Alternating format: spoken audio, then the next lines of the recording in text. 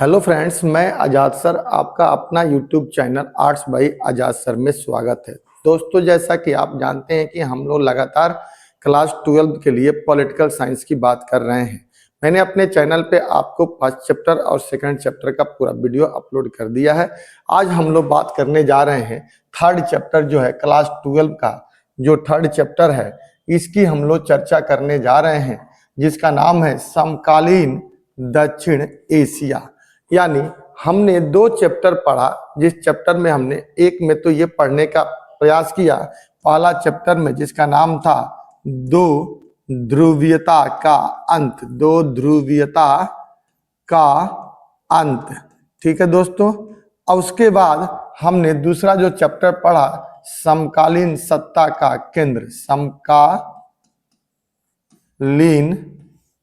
सत्ता का नया केंद्र, जिसके तहत हमने दो बातें पढ़ी, एक तो संगठन भी पढ़ा और दूसरा कुछ सत्ता के नए केंद्र के तौर पर देशों का उदय हो रहा था, इनके बारे में और इनके बारे में पढ़ा। टोटल पढ़ने का मतलब ये था कि लगभग हम पूरे विश्व में दो चीजों को तो पढ़ ही लिए, अमेरिका को पढ़े, उसके बाद यूएसएसआर को पढ़े, नए संगठन के तौर पर हमने यूरोपीय यूनियन और आसियान को पढ़ा, और देश के तौर पे हमने चीन, रसिया, भारत, जापान और साउथ कोरिया के बारे में भी पढ़ लिया। अब दोस्तों, इस समय कुछ ऐसे देश थे जो एरिया पे किसी की नजर नहीं गई थी। अगर आप वर्ल्ड मैप को लेकर के चलते हैं तो वर्ल्ड मैप पर हमने यहाँ पे अमेरिका को पढ़ा, हमने यहाँ पर यूरोप को भी पढ़ लिया, हमने यहाँ आसियान के तौर पे नीचे आसियान को भी पढ़ लिया, हमने जापान को भी पढ़ा, हमने रसिया को भी पढ़ा, हमने चीन को भी पढ़ा। लगभग पूरे देश विश्व में हमने कोने कोने चीजों को देख लिया, लेकिन हमारी नजर हम लोगों ने कभी भी दक्षिण एशिया पर नजर नहीं डाला। दक्षिण एशिया हम उसे कहते हैं जिसके अंदर कितने 7 देश आते हैं। दक्षिण एशिया उन देशों का एक समूह है जिसमें 7 देश आते हैं, उसे ही हम लोग दक्षिण एशिया कहते हैं, जिसमें अगर केंद्र में देखा जाए तो भारत है। अगर दोस्तों आगे चर्चा करेंगे, लेकिन केंद्र में देखा जाए तो भारत है। भारत के अलावा अगर देखा जाए तो इसमें पाकिस्तान भी आता है। पाकिस्तान के अलावा देखा जाए तो इसके अंदर नेपाल भी हम रखते हैं। नेपाल के अलावा देखा जाए तो इसके अंदर हम भूटान को भी रखते हैं। भूटान के अलावा अगर देखा जाए तो इसके अंदर दोस्तों हम लोग बांग्लादेश को भी रखते हैं। और बांग्लादेश से अलग अगर बात किया जाए तो दोस्तों हम लोग बांग्लादेश के अलावा श्रीलंका को भी रखते हैं इसी कैटेगरी में। और श्रीलंका के अलावा अगर देखा जाए तो दोस्तों मालदीव को भी हम लोग इसी कैटेगरी में रहते हैं। यही टोटल देश यानी 1 2 3 4 5 6 7 देशों को मिला करके एक हम संगठन भी बनाते हैं, जिसे हम लोग सार्क कहते हैं। और सार्क क्या है? दक्षिण एशिया के देशों का समूह है। ये एरिया न शांत था, इसमें किसी की नजर नहीं गई थी, ना अफगानिस्तान, ना पाकिस्तान, अमेरिका की, ना ही रसिया की। क्योंकि फर्स्ट वर्ल्ड वार के दौरान तो हमने फर्स्ट चैप्टर के दौरान तो हमने अफगान संकट को भी चर्चा कर लिया था। वहां पे भी अफगानिस्तान में ये लोग आए थे, लेकिन इन देशों में इनकी नजरें नहीं थी, ये बिल्कुल शांत था। लेकिन अचानक होता यह है कि 1998 में क्या होता है कि भारत जो है वो अपना पहला नहीं दूसरा परमाणु परीक्षण करता है। दूसरा परमाणु परीक्षण करता है। कौन करता है? भारत अपना दूसरा परमाणु परीक्षण 1998 में करता है। आपको दोस्तों ये कमेंट में बताना है कि भारत ने पहला परमाणु परीक्षण कब किया था। देखते हैं कितने लोग बताते हैं, फिर हम अगले वीडियो में उसको बता देंगे रिप्लाई। तो भारत ने 1998 में अपना दूसरा परमाणु परीक्षण किया। जब दूसरा परमाणु परीक्षण किया और उसने जब किया तो साथ ही साथ अपना भी पहला परमाणु परीक्षण भारत के अलावा किसने? पाकिस्तान ने भी इसी समय किया था। पाकिस्तान ने भी किया पाकिस्तान ने भी अपने एक पहाड़ी में किया। उस पहाड़ी का भी नाम आपको बताना होगा कमेंट में। देखते हैं कि अगर आप वीडियो देखते हैं तो आपको कैसा लगता है। आप इसे कमेंट में जरूर अपना नाम लिख करके एरिया बताइएगा कि आप वीडियो कहां से देख रहे हैं वो बताइएगा, और इसका उत्तर बताने का पाकिस्तान प्रयास करिएगा कि भारत ने अपना पहला परमाणु परीक्षण कब किया था, और जो परमाणु परीक्षण पाकिस्तान ने इस समय में किया था वो अपना किस पहाड़ी में किया था, किस एरिया में, पहाड़ी इलाका था वहां पर किया था। ये कमेंट में आप हमें बताइएगा ताकि हमें भी एक मनोबल मिलेगा कि आप वीडियो हमारा कंटिन्यूटी में देखते हैं। अब दोस्तों जब ऐसे में हुआ और ये दोनों ही देश, वो हमारा भारत हो या आपका पाकिस्तान हो, दोनों ही देश एक दूसरे के कट्टर दुश्मन हैं। ऐसी स्थिति में जब दोनों ने ही परमाणु परीक्षण कर दिया और दुनिया शांति की तलाश में थी, क्योंकि फर्स्ट वर्ल्ड वॉर और सेकंड वर्ल्ड वॉर निकल चुका था, शीत युद्ध समाप्त हो चुका था, ऐसे में दुनिया शांति एक नए रास्ते पर चलना चाहती थी। और उस परिस्थिति में दक्षिण एशिया के दो देश जो आपस में कट्टर दुश्मन एक दूसरे के हैं, कट्टर विरोधी हैं, दोनों ने ही जब परमाणु परीक्षण किया तो दुनिया की नजर इस पर पड़ी कि कहीं ऐसा ना हो कि एक दूसरे देश के खिलाफ अगर इन लोगों ने कहीं ने परमाणु परीक्षण कर दिया या परमाणु छोड़ दिया बम, तो दुनिया में एक देश तो जापान परमाणु की विभीषिका को आज तक झेल रहा है। कहीं फिर से ऐसी स्थिति ना हो जाए कि थर्ड वार के कागज पर हम लोग पहुंच जाएं। इसलिए अमेरिका या अन्य दुनिया के देशों की नजरें इस पर चली, दक्षिण एशिया, और दक्षिण एशिया में चूंकि 7 देश थे, सब एक दूसरे के समकालीन थे, इसीलिए इस चैप्टर का नाम दोस्तों समकालीन दक्षिण एशिया पड़ा। और इसमें हम लोग खास करके इन्हीं की भारत, पाकिस्तान, नेपाल, भूटान, बांग्लादेश, श्रीलंका और मालदीव जैसे देशों के बारे में चर्चा करेंगे कि किसके साथ कैसा संबंध भारत का रहा है, किस देश का क्या स्थिति है। थोड़ी सी ये चैप्टर बड़ा जरूर है दोस्तों, बड़ा है, इसमें हमारा दोष नहीं है। अच्छे से हम पढ़ेंगे तो निश्चित तौर पे आपको समझ में आएगा। तो हम इसमें इन्हीं देशों के बारे में चर्चाएं करेंगे। और इसी में पहला क्वेश्चन आता है कि क्या है दक्षिण एशिया। अब देखिए, अब ये समकालीन एशिया जो दक्षिण एशिया है, ये क्या है, क्या है ये दक्षिण एशिया। तो कहते हैं कि दक्षिण एशिया जो है वो 7 देशों का एक समूह है जिसको हम दक्षिण एशिया कहते हैं, जिसमें आपसी नफरत भी है, प्रेम भी है, संघर्ष भी है, तनाव भी है, हर तरह से संवेदनशील भी है, और फिर भी एक दूसरे के साथ खड़ा है। यही तो दक्षिण एशिया है। तो चलिए हम लोग बात करते हैं। कह रहा है कि 20वीं शताब्दी, हमने अपने विद्यार्थियों को बताया है कि शताब्दी हमेशा दोस्तों 100 साल आगे चलता है। जैसे आज हम लोग 2000 में चल रहे हैं, 2024, 25, 26 में खड़े हैं, लेकिन हम बात करते हैं कि 21st सेंचुरी में चल रहे हैं, 21वीं शताब्दी में चल रहे हैं। अर्थात शताब्दी जैसे ही 2000 के बाद आता है एक, हम अगले 100 साल की बात करने लगते हैं। 2099 तक ये 21वीं शताब्दी ही रहेगा। जब हम खुद 2100 में चलेंगे तो 22वीं शताब्दी का नाम आ जाएगा। तो वही कह रहा है कि 20वीं शताब्दी के आखिरी सालों में, यानी 19वीं शताब्दी के आखिरी साल। तो दोस्तों अगर हम शताब्दी की बात करें तो हम ये कह सकते हैं कि ये 19वीं शताब्दी को 20वीं शताब्दी कहा जा रहा है। पहली बात 1900 हो गया, 19 सन। अच्छा, इस सन में 1990 अंतिम दौर ही तो चल रहा है।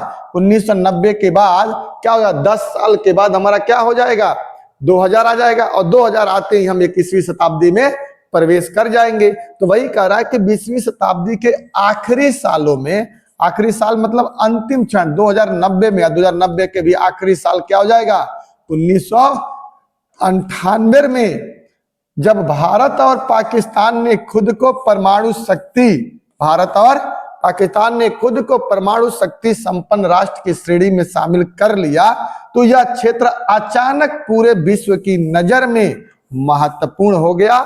क्योंकि कब कौन सा देश एक दूसरे के खिलाफ कहीं परमाणु बम का इस्तेमाल कर दिया तो फिर शायद थर्ड वर्ल्ड वॉर की स्थिति उत्पन्न हो जाएगी और भयंकर स्थिति होगी। इसलिए इन दोनों देशों को रोकना जरूरी है। इसीलिए दोनों ही देश एकदम अचानक क्या हो गए, धरती के पटल पर एकदम उभर करके आते हैं और लोगों के चिंता का ये कारण बन जाते हैं, जो ये दोनों ही देश होते हैं।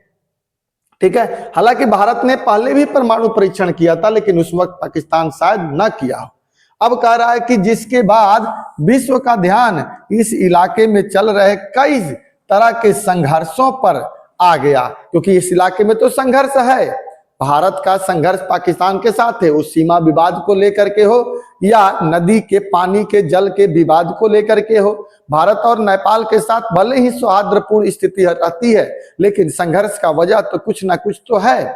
इसी तरह से भूटान के साथ भले ही हमारे अच्छे संबंध हैं, लेकिन फिर भी संघर्ष की स्थिति बनी रहती है। बांग्लादेश के साथ भी हमारा संघर्ष की स्थिति रहती है। जातीय संघर्ष को लेकर श्रीलंका के साथ भी हमारा संबंध अच्छे बहुत नहीं रहते हैं, कभी अच्छे तो कभी खराब होते हैं। और ऐसे परिस्थिति में अगर इन देशों के पास परमाणु बम है और वो परमाणु बम किसी देश के खिलाफ किसी देश ने कर दिया, तो निश्चित तौर पे बड़ी दोस्तों नुकसान होगा। इसीलिए अचानक ये संघर्षों पर नजरिया गया, जिसमें देशों के बीच अब यहाँ पर क्या क्या विवाद है जी। तो एक तो सीमा विवाद है, सबकी सीमाएं भारत के साथ लगती है, तो किसी ना किसी कारण से सीमा विवाद को लेकर के झगड़ा रहता ही रहता है। इसके बाद नदी जल का विवाद है, क्योंकि मान लीजिए सिंधु नदी हो या इधर से ब्रह्मपुत्रा नदी हो, कहीं ना कहीं किसी ना किसी देश में तो जाती ही है भारत से होते हुए, तो इसके पानी को लेकर के भी विवाद रहता है। जल के बंटवारे को लेकर के विवाद कायम था, यानी दो विवाद महत्वपूर्ण यहाँ पर है। एक तो दोस्तों सीमा विवाद है, याद रखिए सीमा विवाद, बात आपको समझ में आ रही होगी। और दूसरा नदी जल विवाद, नदी के जल के पानी को लेकर के क्या है, विवाद है। बात समझ में आया आपको? ठीक है, सीमा विवाद या नदी जल विवाद, ठीक है, विश्व की नजर में ये लोग आ गए। अब दोस्तों थोड़ी थोड़ी बात समझ में आ रही कि दक्षिण एशिया है क्या, तो यही 10-7 देशों का समूह है जो अचानक महत्वपूर्ण हुआ। इसके बाद कहता है कि इसके अतिरिक्त कहीं पर विद्रोह है, तो कहीं पे जातीय संघर्ष भी है। आप जातीय संघर्ष के तौर पे दोस्तों भारत और श्रीलंका को देख सकते हैं। जातीय संघर्ष में हम भारत प्लस श्रीलंका को देख सकते हैं, क्योंकि भारत और श्रीलंका के बीच में जाति के संघर्ष है। तमिल और सिंगली को लेकर के संबंध है। भारत और पाकिस्तान और बांग्लादेश के बीच में नदी और जल विवाद, यानी नदी जल विवाद और सीमा विवाद को लेकर के संघर्ष है। कुछ राज्यों में विद्रोह की स्थिति से रहती है, वहां पे संघर्ष है। तो संघर्ष के तो कारण है, इसमें कोई डाउट नहीं है। और कहीं कहीं पे संसाधनों के बंटवारे को लेकर के भी होने वाले झगड़े भी इसमें महत्वपूर्ण है। तो दोस्तों अगर आपसे पूछा जाए कि दक्षिण एशिया के जो देश हैं, जिसमें भारत, पाकिस्तान, नेपाल, भूटान, बांग्लादेश, श्रीलंका, मालदीव और कुछ समय के लिए हम अफगानिस्तान को भी शामिल करते हैं। वैसे अफगानिस्तान दक्षिण एशिया का मूल हिस्सा नहीं है, ठीक है, उस सार्क में जरूर उसे रखा गया था। तो अब ये जो देश हैं, इनके बीच में कोई ना कोई संघर्ष तो है। कहीं पर किसी के साथ सीमा को लेकर के विवाद है, तो किसी को लेकर के किसका, नदी के जल के विवाद है। कहीं पे विद्रोह की स्थिति है, तो कहीं पे जातीय संघर्ष है, तो कहीं पे संसाधनों के बंटवारे को लेकर के भी संघर्ष की स्थिति बनी हुई है। अब आप यही पूछ देगा आपके एग्जाम हॉल में कि दक्षिण एशिया के बीच किन किन मुद्दों को लेकर के संघर्ष की स्थिति बनी रहती है। तो दोस्तों आप 5 मुद्दे बताइएगा।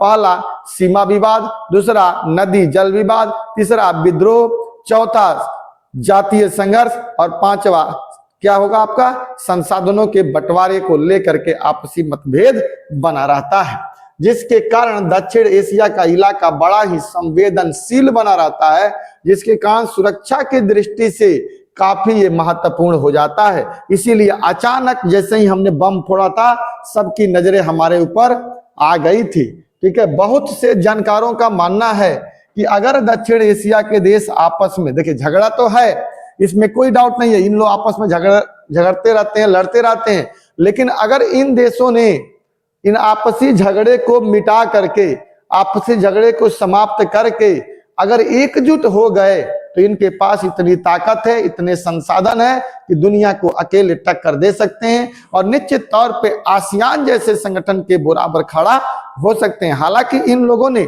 सार्क बना करके सार्क के माध्यम से दक्षिण एशिया को एकजुट करने का दोस्तों प्रयास किया था, लेकिन सार्क को उतनी सफलता नहीं मिल पाई और ना आज उतना सफल हो पाया जितना आसियान और यूरोपीय यूनियन जैसे देशों ने अपने आप को संगठन के तौर पर डेवलप कर लिया, क्योंकि उनमें एकता है। लेकिन दक्षिण एशिया के देशों में आपसी एकता नहीं है, क्योंकि इन देशों को भड़काने में कोई ना कोई बाहरी देश इसमें हस्तक्षेप कर सकता है, जिसमें पाकिस्तान को भड़काने में हम अमेरिका और चीन जैसे देशों की बात कर सकते हैं। इन्हीं बाहरी देशों के हस्तक्षेप की वजह से सार्क अपने मंजिल को प्राप्त करने में सफल नहीं हो पाया।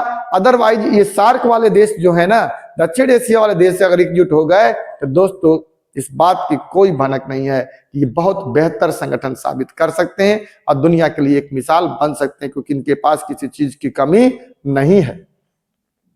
ठीक है, आपस में मिलकर एक दूसरे का सहयोग करें तो यह क्षेत्र विकास करके समृद्ध बन सकता है। इस अध्याय में हम इन्हीं संघर्ष और विवादों की चर्चा करेंगे कि किस बात को लेकर के संघर्ष है और किस बात को लेकर के विवाद है।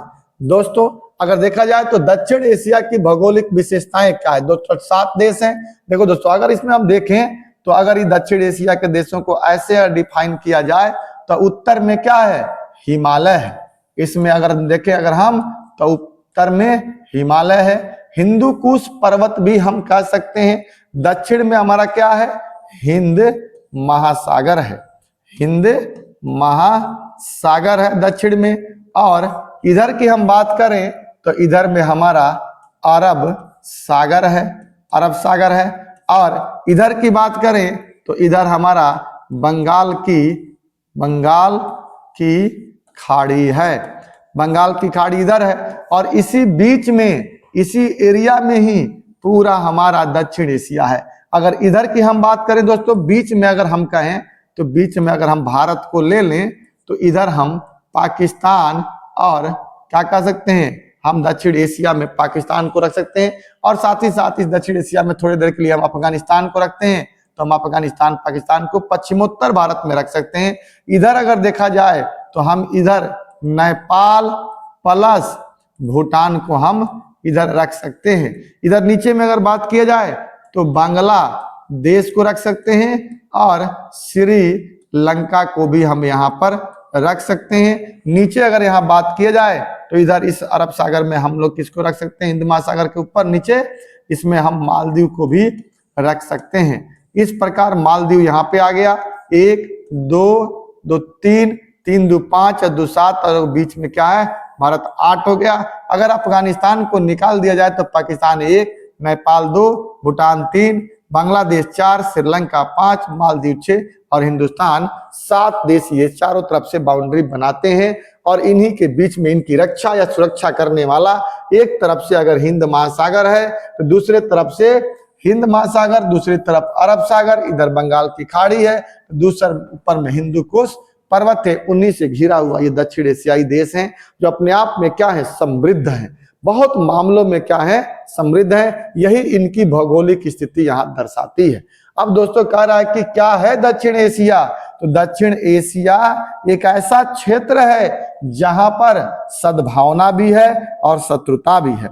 यानी एक सद्भावना भी है, यानी एक प्रेम भी है और एक दुश्मनी भी है। दूसरा आशा भी है और इस एरिया में निराशा भी है। उम्मीद भी है कि हम भविष्य में सब लोग मिलकर बेहतर करेंगे और एक निराशा भी है, क्या पता हम बेहतर करें या ना करें हम। फिर पारंपरिक शंका भी है, एक दूसरे के ऊपर शक भी है। और फिर से क्या है? विश्वास के साथ साथ लोग यहाँ रहते हैं, बसते हैं। दक्षिण एशिया का तात्पर्य उन देशों से है जिन्हें इनके अंदर शामिल किया जाता है। अर्थात दक्षिण एशिया में उन 7 देशों का समूह है जिनके मिलकर दक्षिण एशिया कहा जाता है, जिसमें बांग्लादेश, भूटान, नेपाल, भारत, पाकिस्तान, श्रीलंका, मालदीव और सबसे लास्ट में 8वें देश के तौर पे इसमें अफगानिस्तान को भी शामिल करते हैं। लेकिन अफगानिस्तान मूल रूप से दक्षिण एशिया का हिस्सा नहीं है। ठीक है, इत्यादि को हम दक्षिण एशिया कहते हैं। दक्षिण एशिया के लोग उत्तर में विशाल पर्वत माला से, दक्षिण में हिंद महासागर से पश्चिम में अरब सागर से और पूरब में बंगाल की खाड़ी से घिरे हुए हैं, जो मैंने पीछे आपको मैप पे बताया था। एक विशिष्ट प्राकृतिक क्षेत्र के रूप में नजर आता है यह क्षेत्र भाषा, संस्कृति और विविधता के लिहाज से प्रसिद्ध है। यहाँ पे भाषाएं बहुत तरह की बोली जाती हैं, सबकी भाषाओं में थोड़ा सा बहुत साम्यता दिखती भी है। यहाँ का कल्चर भी है और विभिन्नता में एकता भी बहुत ज्यादा दिखी जाती है। इसलिए इन एरिया के लोगों की भाषा, कल्चर और विविधता अपनी खास पहचान भी है। इसी के आधार पर हम कहते हैं कि सबकी भाषा लगभग एक जैसी है। अगर सूक्ष्म दृष्टिकोण से दोस्तों देखा जाए ना, तो ये सारे देश कभी ना कभी भारत का ही हिस्सा थे, जिसे हम कभी प्राचीन भारत में क्या बोलते थे, भारतीय उपमहाद्वीप के नाम से हम जानते थे। किसके नाम से? भारतीय उपमहाद्वीप के नाम से। तो निश्चित तौर पे जब कभी एक महाद्वीप के तौर पे, उपमहाद्वीप के तौर पे रहे हैं, तो इनकी भाषा, इनका कल्चर और बहुत हद तक खान पान वगैरह भी इनका मिलता जुलता है। वो भले ही आज के डेट में क्यों नहीं ये अलग अलग हो गए हैं, ठीक है दोस्तों, लेकिन आज भी साम्यता बहुत कुछ देखने को हमें मिलती है।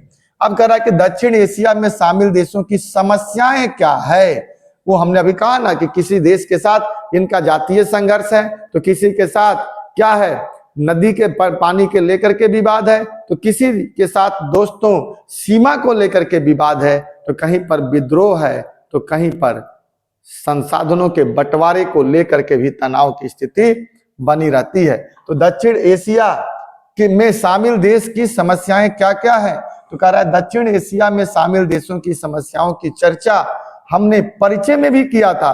क्या कहा था कि नदी विवाद, नदी के जल को विवाद लेकर के, सीमा को लेकर के विद्रोह है, जातीय संघर्ष और संसाधनों का बंटवारा है, ने किया, चर्चा की हमने परिचय में भी किया, जिसके कारण यह क्षेत्र हमेशा ही चर्चा का विषय बना रहता है। और यही समस्याएं इस क्षेत्र के विकास की समस्या भी है। जैसे यहाँ पे संघर्ष है कुछ देशों में, जैसे भारत और पाकिस्तान के बीच में लगातार संघर्ष की स्थिति बनी रहती है, तनाव की स्थिति बनी रहती है। इसके अलावा देखा जाए तो सीमा विवाद है। सीमा विवाद भारत, पाकिस्तान और बांग्लादेश के बीच में सीमा को लेकर के विवाद की स्थिति बनी रहती है। किसको लेकर के दोस्तों? सीमा को लेकर के विवाद की स्थिति बनी रहती है। इसके अलावा अगर नदी के विवाद को देखा जाए, नदी के पानी को लेकर के, तो भारत है, पाकिस्तान है और बांग्लादेश के बीच में पानी को लेकर के है। खास करके 2-3 नदियां हैं, जिसमें सिंधु नदी है जो भारत और पाकिस्तान को लेकर के है। उधर अगर देखा जाए तो ब्रह्मपुत्रा का पानी हो या भारत में गंगा का पानी या तीस्ता का पानी जो बांग्लादेश में जाता है, इसके पानी को लेकर के भी विवाद की स्थिति बनी रहती है। ठीक है दोस्तों, बहुत इंटरेस्टिंग चैप्टर है ये, अगर आप इसको सबको ध्यान में लेकिन रखिएगा, क्योंकि ये सब एमसीक्यू का हिस्सा है। इसके अलावा विद्रोह वाली संघर्ष श्रीलंका के साथ भी है और जातीय संघर्ष भी श्रीलंका के साथ ही है। संवेदनशील इलाका नेपाल और भूटान को लेकर के है, संसाधनों के बंटवारों को भी लेकर के है। इस प्रकार देखा जाए तो इस एरिया में संघर्ष और तनाव का मूल कारण सब कुछ मिला दिया जाए तो 5 ही निकल करके आता है। नंबर 1 नदी जल विवाद, नंबर 2 सीमा विवाद, नंबर 3 विद्रोह, नंबर 4 जातीय संघर्ष और नंबर 5 संवेदनशील इलाका या संसाधनों का बंटवारा। इसको लेकर के इन दक्षिण एशियाई 7 देशों में संघर्ष और तनाव की स्थिति बनी रहती है। दोस्तों निश्चित तौर पे पीछे की बातों को आपको समझ में आया होगा। अब आ रहा है कि क्या दक्षिण एशिया में विभिन्न देश तो हैं, अलग अलग टाइप के देश हैं, लेकिन क्या सब में एक सी राजनीतिक प्रणाली नहीं है? कह रहा है कि दक्षिण एशिया के विभिन्न देशों में एक सी राजनीतिक प्रणाली नहीं है। बिल्कुल बात सही है, सब में एक जैसा तो नहीं है। कहीं पर लोकतंत्र है तो कहीं पे तानाशाही है तो कहीं पे कुछ और है। जैसे अगर लोकतंत्र की बात किया जाए तो भारत और श्रीलंका लोकतंत्र के सबसे पुराने उदाहरणों में से दक्षिण एशिया देश में आते हैं। हालांकि ऐसा नहीं है कि पाकिस्तान और बांग्लादेश में लोकतंत्र नहीं है, लेकिन वहां पे कभी लोकतंत्र होता है तो कभी वहां पर राजतंत्र की स्थिति या सेना का विद्रोह हो जाता है और वैसे स्थिति में वहां पर लोकतंत्र गायब हो जाता है। इसलिए पाकिस्तान और बांग्लादेश को देखा जाए तो वहां पे आज तक अस्थिर सरकार ही बनी है। परमानेंट लोकतंत्र वहां पर नहीं रहा। लेकिन भारत में ऐसा आज तक नहीं हुआ। जब से आजादी मिली और 26 जनवरी 1950 को हमने लोकतंत्र के साथ साथ गणतंत्र की जब घोषणा की, तब से हिंदुस्तान में चुनाव के बाद से अभी तक कोई तानाशाही प्रवृत्तियों का देखने को नहीं मिलता है। लोकतंत्र होता है, हर साल चुनाव होती है, हर साल सरकार बदलते हैं, हर 5 साल पे सरकार भी बदलती है। हालांकि चुनाव की प्रक्रिया तो बांग्लादेश और पाकिस्तान में भी होता है, लेकिन कभी पर वहां पर सैनिक शासन तो कभी लोकतंत्र रहता है। श्रीलंका में भी लोकतंत्र पुराना है और वहां पर भी लोकतंत्र कायम है। 1968 के बाद 67 के बाद 68 में मालदीव ने भी अपने आप को लोकतंत्र कर दिया और आगे चलकर 2006 में तो नेपाल ने भी अपने यहाँ लोकतंत्र स्थापित कर दिया और आगे चलकर भूटान में भी लोकतंत्र है। इसलिए देखा जाए अगर इन 7 देशों में तो सबसे पुराने में कौन हो गए? भारत और श्रीलंका हो गए। नए में 3 लोग हो गए, मालदीव, नेपाल और भूटान। लेकिन आज भी बांग्लादेश और पाकिस्तान में लोकतंत्र कायम नहीं है। इसलिए कहते हैं कि दक्षिण एशिया के देश हैं तो एक जैसे, भौगोलिक परिस्थितियां तो एक जैसी हैं, उनकी संस्कृति तो एक जैसी है, उनकी संसाधनों में समानता तो है, लगभग बहुत कुछ में समानताएं हैं, लेकिन एक जैसी राजनीतिक प्रणाली यहाँ पर नहीं है। दोस्तों यहाँ से क्वेश्चन भी आपका बनता है, तो एक जैसी नहीं है, इसके पीछे क्या कारण हो सकता है? अब कह रहे देखिए भारत और श्रीलंका, कह रहे इन दोनों देशों में राष्ट्रवाद की बुनियाद तो लोकतांत्रिक व्यवस्था पर ही रखी गई है। दोनों ही देशों को पूर्ण रूप से लोकतांत्रिक कहा जाता है कि शुरू से लेकर अभी तक यहाँ पे लोकतंत्र कायम है।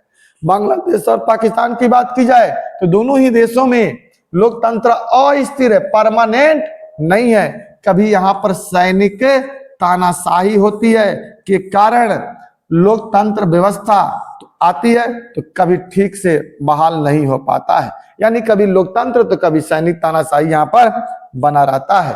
अगर हम नेपाल की बात करें तो नेपाल ने भी अपने एक लंबे लड़ाई लड़ने के बाद वर्तमान की परिस्थितियों में तो उन्होंने अपने आप को लोकतांत्रिक देश बना दिया। लेकिन अभी 2-4-6 महीना पहले की बात अगर किया जाए तो फिर से एक बार वहां पे तख्ता पलट हुआ है।